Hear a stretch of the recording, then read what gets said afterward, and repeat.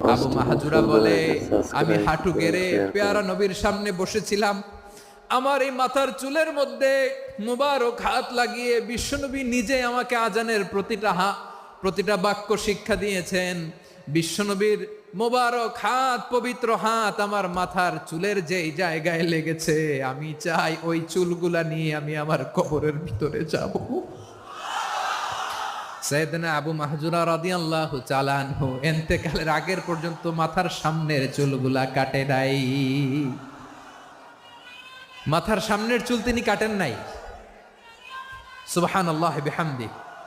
কেমন ভালোবাসতেন বিশ্বনবী সাহাবীদেরকে, সাহাবারা কেমন ভালোবাসতেন বিশ্বনবীকে। অষ্টম হিজরিতে হুনাইনের যুদ্ধে রাসূল সাল্লাল্লাহু আলাইহি ওয়াসাল্লাম ফিরে আসতেছেন মদিনায়। পথিমধ্যে বেলাল রাদিয়াল্লাহু তাআলা আনহু আজান দিচ্ছেন। কি দিচ্ছেন? তো পাশে ছিল মুশরিকদের একটা পল্লী। কিছু মুশরিক